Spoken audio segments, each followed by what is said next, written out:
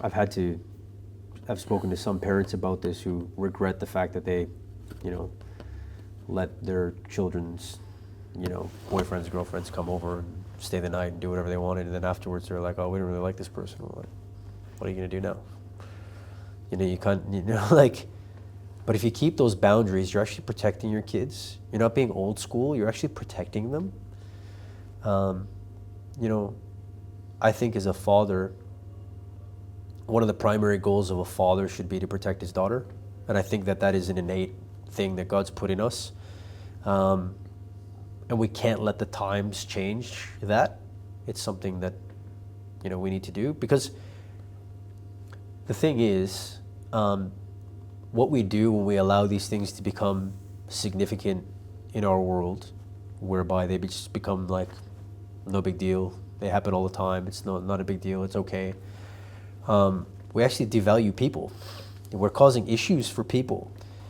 We're causing issues for, especially for women, but also for men that are like very unhealthy, causing unhealthy relationships for them after they get married too. It's very dangerous stuff. We can find strength in St. Mary and ask for her intercessions. That's what we can do. And something that we need to look at very seriously as a church, because these things are they become quite obvious. I was reading an article today, I think it was the Financial Review, was it yesterday or today? And they're saying a lot of people these days think that they should wait to get married in their 30s. And they think it's better that they live together before they get married. And actually, modern psychologists are coming out and saying that is not healthy. Modern psychologists are coming out and saying that's not healthy. In fact, they're saying it's better that you get married first and then move in together. No. Really?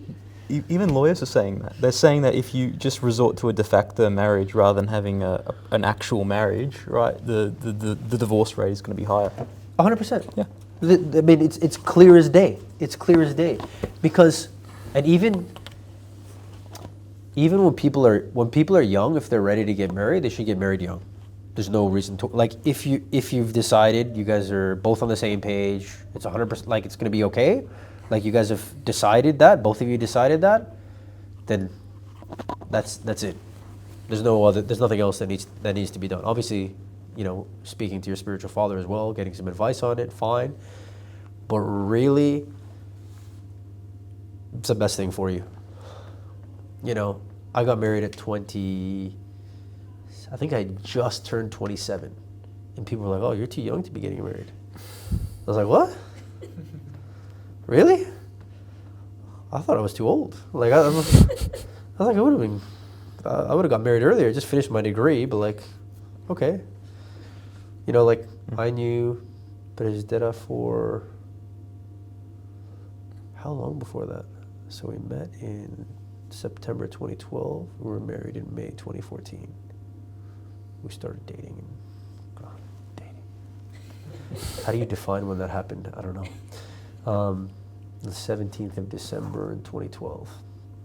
So we were going on for about a year and a few months before we got married.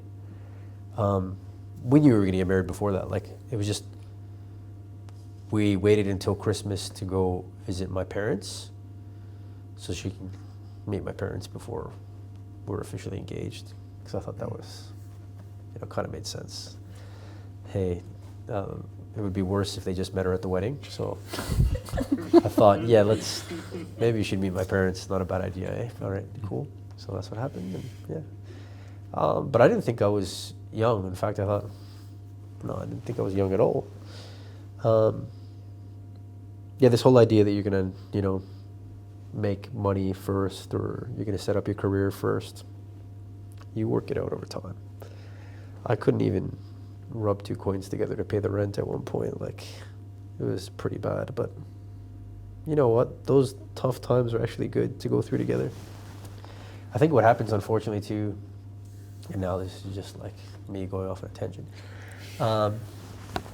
with a lot of people these days, they have everything set up and they've never had any difficulties.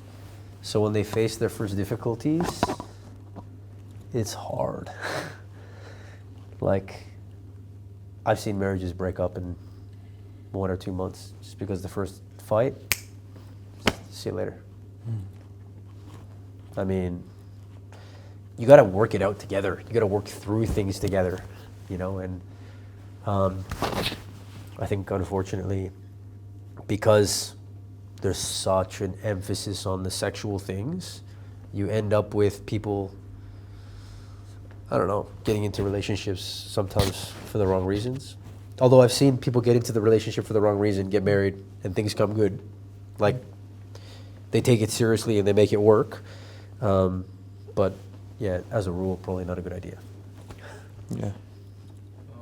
Also to follow up on that, perhaps you could, Sorry, did you want? oh, Mic up, come on. yeah. With regards to, let's say, Father Philippe Bangalit in the Philippines, a priest monk, he said in an interview where, because he was a practicing clinical psychologist before, and he said that people they want to suffer without its circumstances, or they suffer in the wrong way to seek peace, or in a way they don't want the pain, so they find other ways to seek peace, which Yeah, there are no shortcuts. yeah. I know, there are no shortcuts. I know people will want to have, you know, it's funny, like I was running my legal practice before and hired people who were quite young, and this sense of entitlement, like they want to run the business, and they don't even know how to spell their name. Like you have to learn, you need to work through a few things before you get to the end goal, right? Yeah, a lot of work needs to go into your spiritual life. You know, a lot of work needs to go into your married life, or into your own personal life, if you're even gonna get married. You know, like I think there's a lot to that in a life where we get instant gratification very easily. You know, I didn't even have to order that pizza. I just basically tapped on my phone a couple of times and the pizza rocked up. Like, it's crazy how easy it is to get stuff.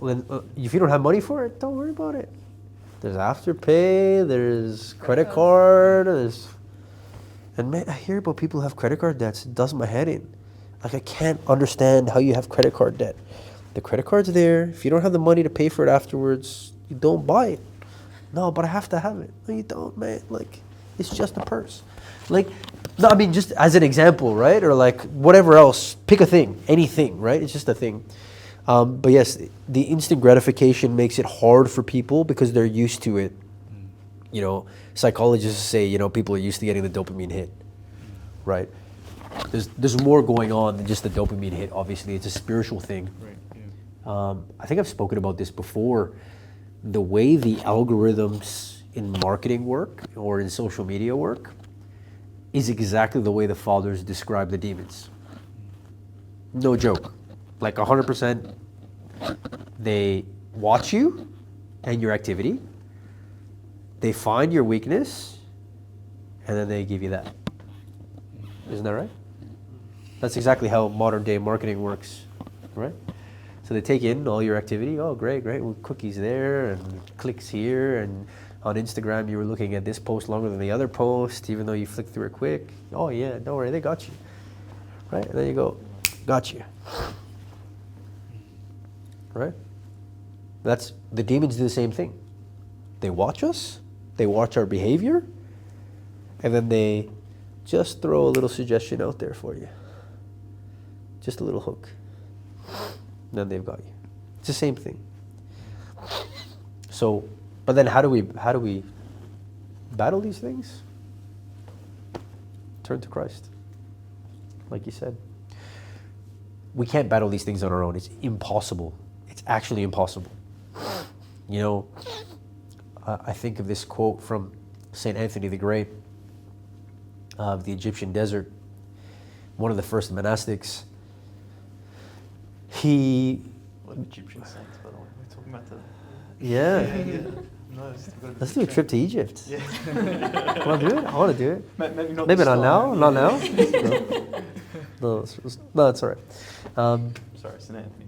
St. Anthony was given a vision to be able to see all the webs of the evil one. You know, all the traps that were being set up by the demons. And he was horrified.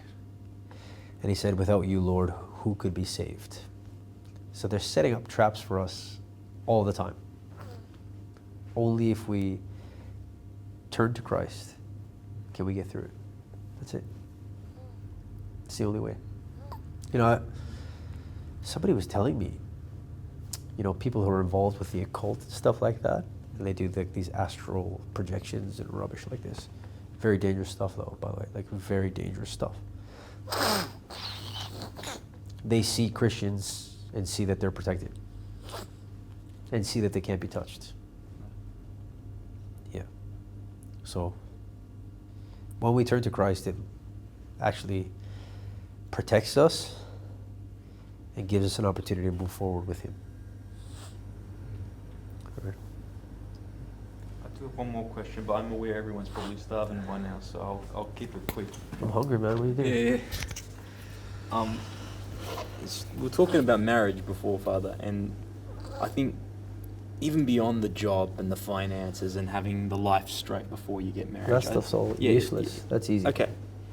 Even beyond all that, Yeah. I think a lot of people take a look at themselves, like a long, hard look at where they are at sort of spiritually in their lives, and they think, yeah, I haven't grown enough as a Christian, or I'm barely, you know, doing my obligations as a Christian, and I'm going to do right by another person.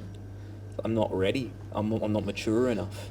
Yeah. And how valid is that? Is that is that a lie we tell to ourselves, or is there any truth in that?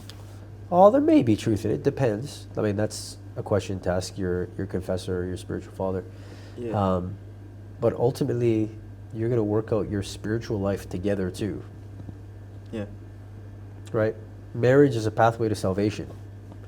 Marriage is not an opportunity for you to work out your own ego. Mm. Well, it is, but it's going to get smashed. Yeah. If you do it right. Yeah. If you do it right. Mm.